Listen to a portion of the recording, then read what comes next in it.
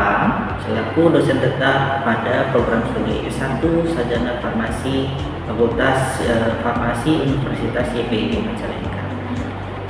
Kali ini saya akan membuat video untuk melengkapi persyaratan sertifikasi dosen pada tahun 2026, yaitu pernyataan diri dosen dalam Wujud Kerja Tridharma Perguruan Tinggi atau biasa disebut PDD UKT-PT dalam bidang pengajaran. Pada kesempatan kali ini, mata kuliah yang akan saya ambil sebagai contoh pengajaran adalah Praktikum Biofarmasetika. Praktikum Biofarmasetika merupakan mata kuliah praktikum yang dirancang untuk memberikan pengalaman belajar kepada mahasiswa dalam menerapkan konsep-konsep biofarmasetika melalui kegiatan laboratorium, simulasi, analisa data, dan penyusunan laporan ilmiah. Mata kuliah ini menekankan penguasaan keterampilan praktis dalam melaksanakan pengujian, analisis parameter farmakokinetika, interpretasi data bioakubilitas dan bioequivalensi, therapeutic drug monitoring, serta pengolahan data menggunakan perangkat lunak yang sederhana. Selama proses pembelajaran, mahasiswa dibimbing untuk menerapkan prinsip good laboratory practice, keselamatan dan kesehatan kerja, etika laboratorium, serta komunikasi ilmiah. Pembelajaran ini dilaksanakan menggunakan pendekatan Outcome Based Education atau OBE, sehingga setiap aktivitas praktikum diarahkan untuk mencapai CPL dan CPMK yang telah ditetapkan sebelumnya. Mata kuliah ini berbobot 1 SKS selama 16 pekan dengan 7 pertemuan pertama sebelum ujian tengah semester. Kemudian dilanjutkan dengan 1 kali ujian tengah semester. Kemudian pertemuan selanjutnya 7 kali dilakukan setelah ujian tengah semester hingga diakhiri dengan 1 kali ujian akhir semester. Mata kuliah ini disampaikan dengan metode DIA atau Delivery Interaction and Assessment. Capaian pada pembelajaran mata kuliah praktikum biofarmasetika ini adalah 1. Menguasai konsep teoritis ilmu kefarmasian yang meliputi farmasetika, kimia farmasi, farmakologi, farmakoterapi, farmakognosi, bidang biologi farmasi, dan teknologi sediaan farmasi. Kedua, mampu berpikir kritis, logis, inovatif, dan berbasis bukti ilmiah dalam menyelesaikan masalah di bidang kefarmasian. 3. Mampu berkomunikasi secara efektif, bekerja sama dalam tim multidisiplin, memanfaatkan teknologi informasi, serta menyusun dan mempresentasikan karya ilmiah sesuai kaidah akademik yang berlaku. Keempat, mampu melaksanakan pekerjaan kefarmasian di laboratorium dan fasilitas pelayanan kefarmasian sesuai dengan standar mutu, keselamatan kerja, dan prinsip good pharmacy practice. Materi yang disampaikan dalam mata kuliah ini adalah 1. Keselamatan dan kesehatan kerja di laboratorium. 2. Pengenalan praktikum biofarmasetika dan farmakokinetika. 3. Uji disolusi. 4. Perhitungan parameter bioakubilitas. 5. Analisis kurva konsentrasi dengan waktu. 6. Model kompartemen 1. 7. Simulasi dosis tunggal. 8. Simulasi dosis berulang. 9. Penyesuaian dosis obat. 10.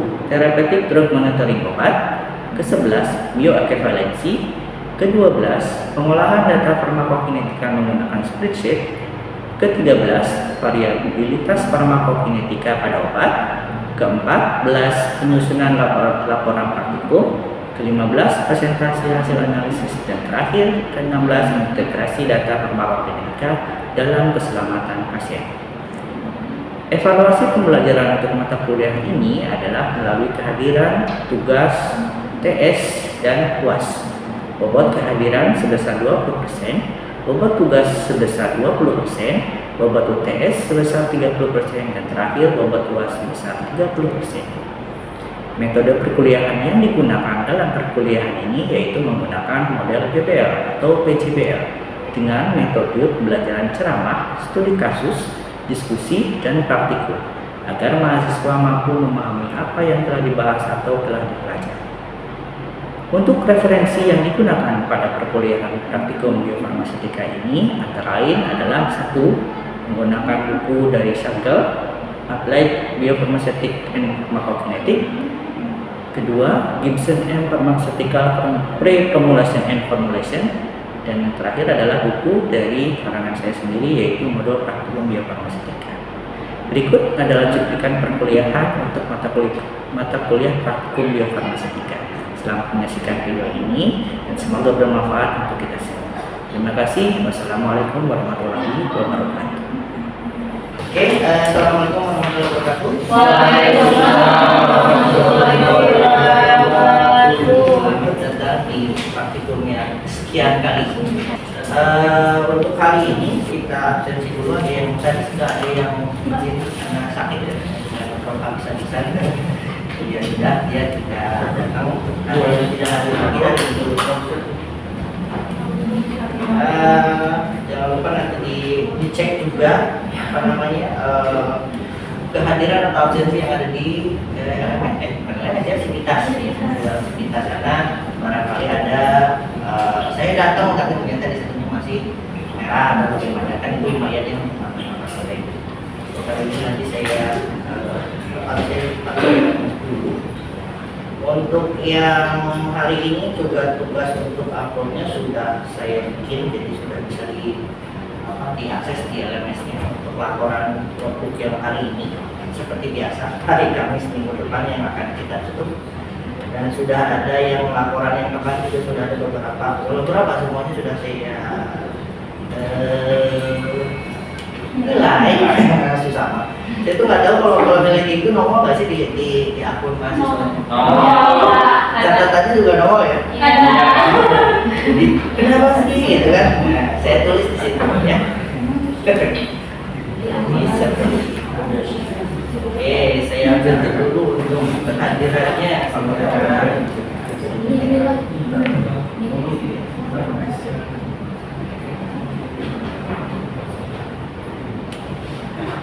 Yuk, kemarin kita sudah membuat suatu regresi linear untuk kurva larutan standar alias vitamin C. Jadi masing-masing sudah mendapatkan regresinya, ya. Ini sama dengan apa? AX plus B. Jadi di mana nilai A itu apa? Masih ingat ya? Nah, nilai A itu apa? Nilai B itu apa? Nah, itu rumus itu nanti akan kita pakai untuk hari ini. Karena kita sudah tahu vitamin C bakunya seperti apa, regresinya, sehingga kita bisa mendeteksi yang sekarang. Kalau kemarin kita sudah tahu bahwa itu adalah vitamin C, yang kemudian kita buat kelarutannya, BPM-nya juga sudah kita tentukan, sehingga kita bisa langsung bikin atau hitung absorbasinya. Karena kan garis lurus sesuai dengan persamaan Lambert, kita bisa menentukan berapa kadarnya kalau kita sudah tahu berapa ppm-nya, karena ppm berbanding lurus dengan absorbasi.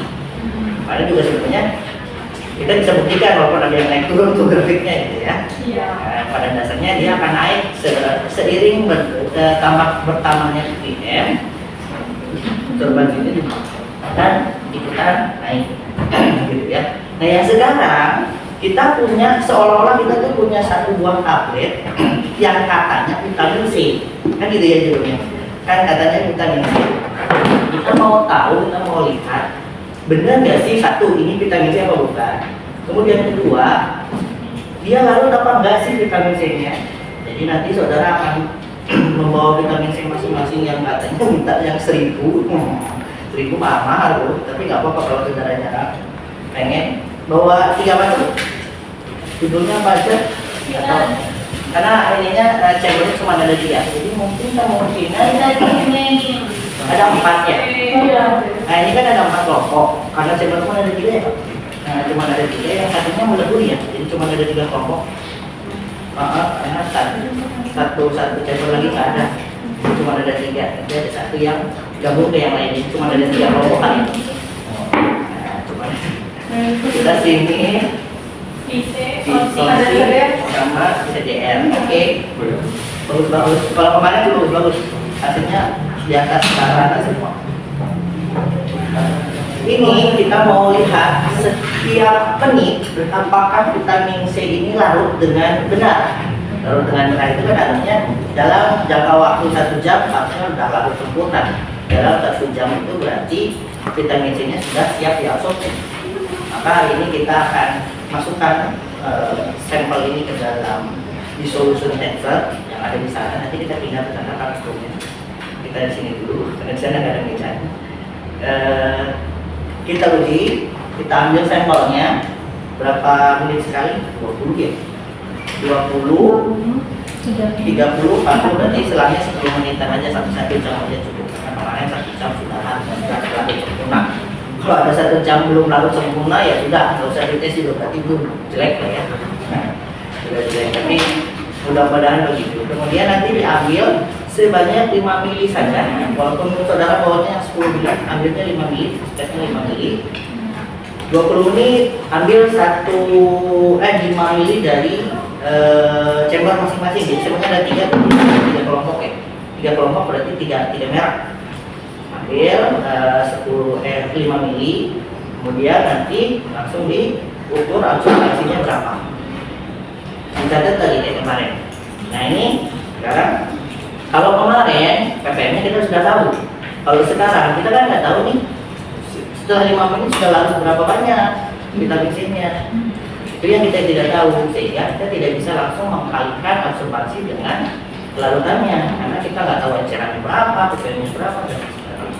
Maka akan muncul rumus-rumus yang agak panjang. Coba dibuka nih. Jadinya, agak panjang.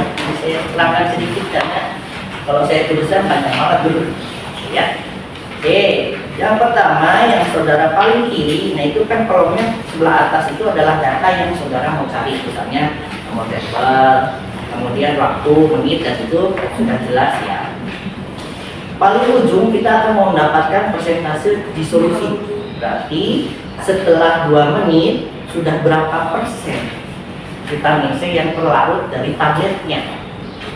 Jadi kita dapatnya cuma itu, bukan udah ada 10 mg, kita dapatnya persentase dalam 20 menit si tablet tadi sudah melarut berapa persennya sih dari, kalau tabletnya 500 ya berapa, nanti kalau dapat 1% dari 500 berarti dalam 1% hanya terlarut sekian miligram gitu ya. Nah untuk mendapatkan disolusi, kembali lagi ke awal, kita cari absorbasinya dulu. Nah itu kolomnya sebelah atas adalah data, sebelah bawahnya lagi adalah rumus. Rumus itu ya dapat dari mana hitungannya. Nah itu saya tuliskan di situ. Nah kolom yang bawah itu kan ada A, B, C, D, E. Nah, itu adalah kode. Nanti kita lihat rumus datanya ya sambil jalan. Nah, kalau dituliskan dari panjang banget ya. Oke, kalau absorban jelas ya, kita dapatnya dari nilai absorpsi dari spektrometri. Kemudian konsentrasi. Nah, konsentrasi ini adalah nilai dari regresi kemarin. Karena yang kemarin kita belum dapatkan adalah nilai X, benar nggak? Iya. Nah, nilai X itu adalah konsentrasinya. Kita sudah dapatkan nilai A-nya, Y-nya, dan B-nya. Jadi sekarang kita cari nilai X-nya. Tapi berarti absorbansinya dirubah dengan absorbansi yang sekarang. Berarti nilai apanya dulu? Nilai A-nya yang diganti ya. Diganti dengan yang absorban sekarang. Jadi 20, absorbansinya berapa? Masukkan ke dalam rumusnya. Jadi kalau supaya nggak lupa, XY-nya yang kemarin tulis dulu. Ingat ya? Ya, nilai-nilainya aja. Nanti yang dicari berarti nilai A-nya. Absorbansinya diganti dengan yang ini. Yang kemarin. Yang kemarin kan 0. Yang A sama dengan Sama dengan 0,1, 0,9. Nah ini Iya. kan Iya. nah sekarang lagi ini ya kita ganti kan ini belum ada. Iya. Ini ganti dengan yang sekarang absorbansi yang Iya, yang sekarang. sekarang. Nah yang itu nanti kita ketemu nilai X. Bisa? Berarti ini yang A-nya. Ini A, ini nilai A, ini nilai B, nilai Y-nya adalah dari kolom B absorban. Ketemulah nilai X sebagai konsentrasi dari obat pada saat 20 menit. Bisa? Ketemu? Saja. Yuk kita lanjut. Ya, Pak. kita tinggal ke kolom D. Kolom D itu, kenapa ada kolom D? Karena kita tidak tahu pengecerannya berapa. Iya. Karena kan kita nggak tahu, kita nggak ngecerin, kita sedapatnya dari chamber aja. Jadi Iya. kita nggak tahu pengecerannya berapa. Maka waktu pengeceran ini akan kita kalikan sama volume disolusi. Nah, wadah chambernya itu isinya cairan atau aquades 900 mili. Oke. Kan nanti diisi 900 mili, tabletnya masuk. Berarti kita asumsikan itu pengecerannya cuma satu kali 900 mili. Kita nggak tahu berapa. Maka karena sama, jadi kolom untuk yang D ke bawahnya sama. Karena kan chambernya sama 900 semua. Nanti kalau jangan lupa kalau udah diambil 5 mili, tambahin lagi 5 mili ya. Chambernya. Enggak. Nanti Jadi samping ambil 5 mili, ambil 5 tambah mili, lagi aquades 5 mili. tambahin lagi 5 mili. Kenapa? Kalau nggak ditambahin nanti rumus ininya ganti. Iya. 900 kurangi 5 mili itu jadi berkurang terus. Nah, supaya sama, tambahin lagi 900. Iya. Jadi kolom ini bisa saudara isi dengan 1 kali 900 atau hasilnya 900 saja. Kolom yang D, Iya. ya kita mau, karena kita nggak tahu pengencerannya berapa, maka kita harus kalikan dulu dengan waktu pengencerannya. Ada ya? Dari sini kita akan mendapatkan jumlah obatnya. Jumlah obat itu adalah kolom A. Kolom A itu berarti yang 20 menit dikali D. Sorry tadi. Dikali D. C kali D atau A kali D, Pak? C kali D ya? Iya. C kali D. Dibagi 1000. Itu adalah jumlah obatnya dalam miligramnya. Ada kan? Ada. Ya, C. Berarti C nya kolom C ini ya. Iya. Ini dikali ini dibagi 1000 sama dengan E. Oke. Nah, Pak kan udah dapat nih jumlah obatnya dalam miligram. Iya. Mohon maaf, kita nggak tahu tadi pengencerannya berapa. Kira-kira, kalau kira-kira berarti harus dikurangi faktor koreksi. Faktor errornya berapa? Karena kita nggak hanya mengira-ngira, tidak menghitung secara tepat. Maka kita akan menghitung faktor koreksinya dengan rumusnya lumayan panjang ya. Nah, tapi di 20 menit pertama itu kan kita nggak punya data sebelumnya. Maka di 20 menit pertama diisinya 0. Saya tulis gede banget tuh. Iya. Isi dengan 0, berarti kolom F nomor 1 itu 0 nilainya. Kita baru dapetnya nanti di kolomnya 30 menit. Karena kalau sekarang ya 0, nggak ada percobaan sebelumnya. Ini kenapa sih kita ngomong gini? Jadi setiap waktu akan ada error yang bisa saudara kurangi. Jadi errornya belum tentu sama. Karena kan tidak selalu sama. Oke, kita kurangi dengan ini. Dapatlah kolom F, baru nanti kita kurangi. Tadi kan kita udah cuma punya jumlah obat, kita kurangi sama errornya berapa. Jadi kolom G adalah kolom E ditambahkan dengan F. Jadi kolom yang jumlah obat ditambah faktor koreksi. Dapatlah kolom yang G. Terus sampai bawah.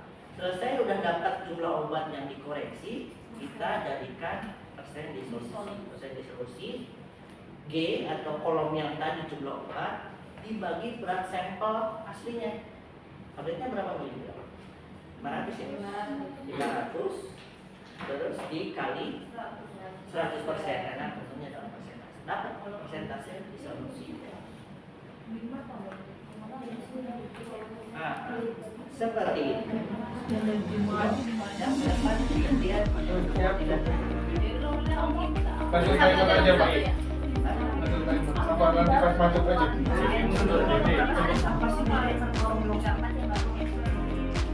Satu, tiga, ada yang banyak.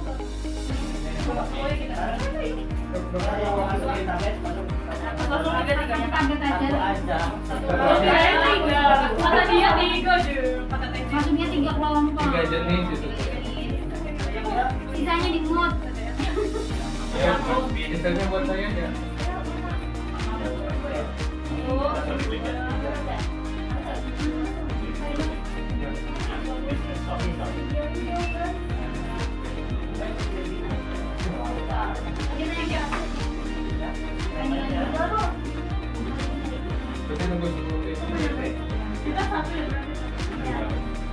Nomor berapa? Naik mas. Naik. Yang dipegang jangan yang bening. Impet. Impet. Sabar ya. Terima kasih ya.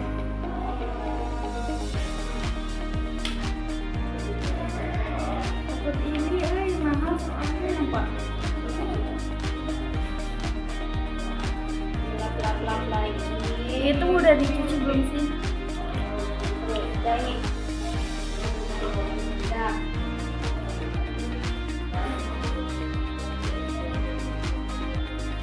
Itu apa? Ini punya anak untuk aku.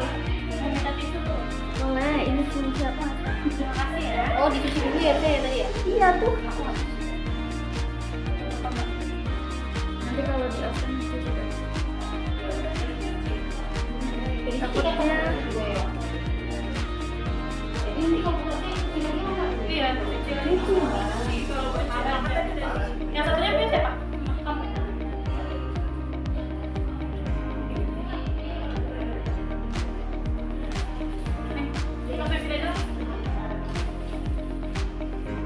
Jelek banget sih kulitnya.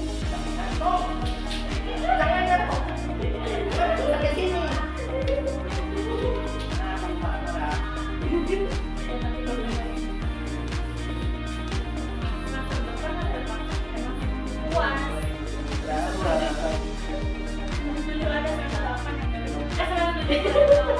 Iya lagi. Bang, punya aja ya, Mbak.